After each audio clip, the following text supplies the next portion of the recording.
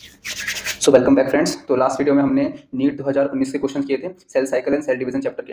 अब इस वीडियो में हम नीट 2018 और नीट 2017 इन दोनों ईयर में जो क्वेश्चन आए थे सेल साइकिल से वो करने वाले हैं। ठीक है, तो मेरे सामने में है नीट 2018 का क्वेश्चन पेपर और नीट 2018 में केवल एक ही क्वेश्चन आया हुआ था इस चैप्टर से। तो बहुत शॉकिंग है कि एक ही क्वेश्चन आया था इस चैप्टर से। ऐसा भी हो जाता है कभी कभार, लेकिन जो आपका ट्रेंड हो गया है इस चैप्टर से एटलीस्ट 2 से 4 क्वेश्चन आ ही रहे हैं। ठीक है, तो उस क्वेश्चन को हम फटाफट से देख लेते हैं। तो यहाँ पे मेरे पास है क्वेश्चन नंबर 123। ये था नीट 2018 का क्वेश्चन सेल साइकिल से। तो क्वेश्चन पढ़ लेते हैं। The stage during which separation of the paired homologous chromosomes begins is. तो हमसे पूछा हुआ है कि किस स्टेज में जो क्रोमोसोम होते हैं, जो पेयरिंग किए होते हैं, उनका सेपरेशन होता है। तो मियोसिस का क्वेश्चन है, प्रोफेज 1 का क्वेश्चन है। इसका आंसर अब तक आपने सारे वीडियो देखे तो अब तक आंसर आपने गैस कर लिया होगा। तो इसका आंसर है डिप्लोटीन, ऑप्शन बी। डिप्लोटीन में क्या होता है, जो होमोलोगस क्रोमोसोम आपस में पेयर्ड होते हैं रिकॉम्बिनेशन के लिए, वो सेपरेट हो जाते हैं। ठीक है, तो एक ही क्वेश्चन आया हुआ था, वो भी मियोसिस से आया हुआ था, तो ये हमने देख लिया है। अब हम देखते हैं नीट 2017 के क्वेश्चन।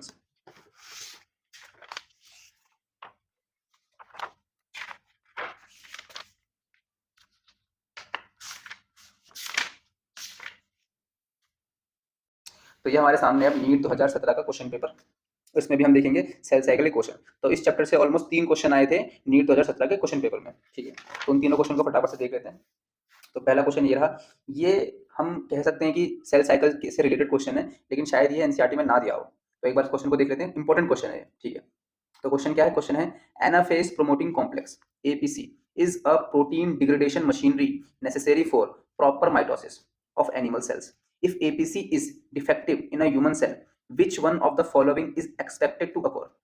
तो हमसे पूछा हुआ है कि अगर जो एनाफेज प्रोमोटिंग कॉम्प्लेक्स होता है वो डिफेक्टिव हो जाए तो इन चारों ऑप्शन में से क्या होगा। सबसे पहले आपको पता होना चाहिए कि एनाफेज में क्या होता है। तो एनाफेज में क्या होता है, सेग्रीगेशन ऑफ क्रोमोसोम होता है। ठीक है, जो सेंट्रोमियर होता है वो उसका सेग्रीगेशन हो जाता है सेंट्रोमियर का, इस वजह से क्रोमोसोम जो है सेग्रीगेट हो जाते हैं। अच्छा, अगर वो डिफेक्टिव हो जाएगा एनाफेज प्रोमोटिंग कॉम्प्लेक्स, तो उससे क्या होगा, एनाफेज नहीं हो पाएगा, यानी कि क्रोमोसोम सेग्रीगेट नहीं कर पाएंगे। तो यही होगा इसका आंसर। तो ऑप्शन देख लेते हैं। ऑप्शन ए है क्रोमोसोम विल नॉट कंडेंस, नहीं। क्रोमोसोम विल बी फ्रेगमेंटेड, नहीं। क्रोमोसोम विल नॉट सेग्रीगेट, हाँ, तो ये इसका राइट आंसर होगा ऑप्शन सी। इसका क्या, रिकॉम्बिनेशन की बात ही नहीं हो रही यहाँ पे, एनाफेज की बात हो रही है। ठीक है, चलो, तो ये क्वेश्चन हमने देख लिया। अब हम अगला क्वेश्चन देखते हैं। तो अगला क्वेश्चन ये रहा, क्वेश्चन नंबर 57।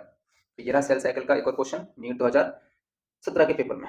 तो क्वेश्चन क्या है, डीएनए रेप्लिकेशन इन बैक्टीरिया अकर्स। अब ये भी सेल साइकिल से रिलेटेड ही क्वेश्चन है, सेल साइकिल चैप्टर का नहीं है लेकिन उससे रिलेटेड ही क्वेश्चन है। ठीक है, तो डीएनए रेप्लिकेशन इन बैक्टीरिया पूछा हुआ है। अब बैक्टीरिया एक प्रोकैरियोटिक सेल होती है और प्रोकैरियोटिक सेल में न्यूक्लियस नहीं होता। ठीक है, न्यूक्लियस नहीं होता, इसलिए यहाँ पे हम डीएनए क्या कहते हैं, सेल साइकिल को अलग फेजेस में नहीं पढ़ते हैं, क्योंकि कोई क्लियर डिस्टिंक्शन नहीं होता है कि कब क्या हो रहा है।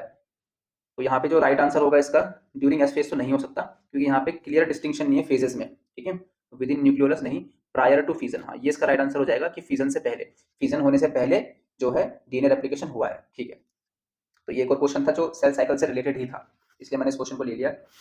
अब हम अगला क्वेश्चन देखते हैं, क्योंकि 3 क्वेश्चन आए हुए थे। तो ये रहा मेरे सामने अगला क्वेश्चन, क्वेश्चन नंबर 88।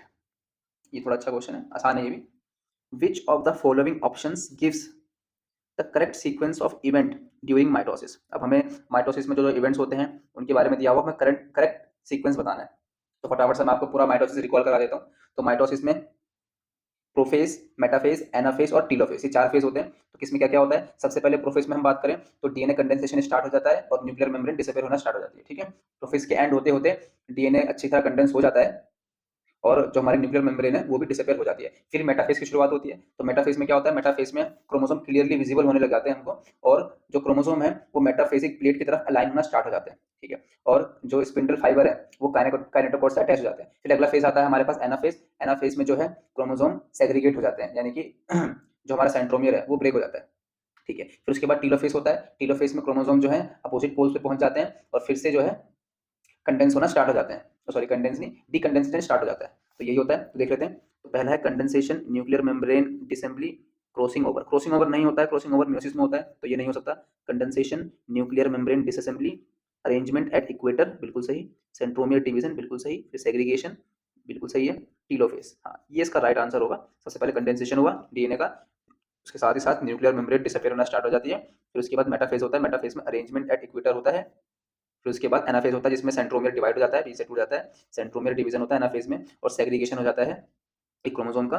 उसके बाद टीलोफेज आता है, टीलोफेज में फिर से जो है टी कंडेंस होना स्टार्ट हो जाते हैं क्रोमोसोम, ठीक है। तो ये 20 का राइट आंसर होगा। बाकी तो भी पढ़ लेते हैं। कंडेंसेशन क्रॉसिंग ओवर तो नहीं होती, तो नहीं हो सकता। कंडेंसेशन अरेंजमेंट इक्वेटर, बिल्कुल नहीं। कंडेंसेशन के बाद सीधा मेटाफेज आ जाएगा, बिल्कुल गलत। तो ये 3 क्वेश्चन थे सेल साइकिल सेल डिवीजन से जो आए हुए थे नीट 2017 के पेपर में। तो हमने ऑलमोस्ट नीट 2023 से लेकर 17 तक जितने भी क्वेश्चन आए हुए थे सेल साइकिल चैप्टर से वो सारे कर लिए हैं। और मैंने आपको दिखा दिया कि कौन से चैप्टर मतलब कौन सा टॉपिक जो है इस चैप्टर से इंपॉर्टेंट है, जहाँ से सबसे ज़्यादा क्वेश्चन आ रहे हैं। तो मैं फिर से एक बार समझा देता हूँ। Meiosis 1 is very important. उसके बाद सेल साइकिल और सीक्वेंस है, वो बहुत इंपॉर्टेंट है, वहाँ से क्वेश्चन आ रहे हैं। और हो सकता है कि इस साल भी 2 से 4 क्वेश्चन रिपीट हो जाए। तो ये चैप्टर आई होप आपका अच्छे से तैयार हो गया होगा। और ये इजी चैप्टर भी है। तो अब हम मिलेंगे नेक्स्ट वीडियो में, जिसमें हम कोई दूसरा चैप्टर जिससे क्वेश्चन सबसे ज़्यादा आ रहे हैं उसको लेके आएंगे, और उसके नीट 2023 से लेके ऑलमोस्ट 17 या 16 तक हम क्वेश्चन देखेंगे। तो थैंक्स फॉर वॉचिंग।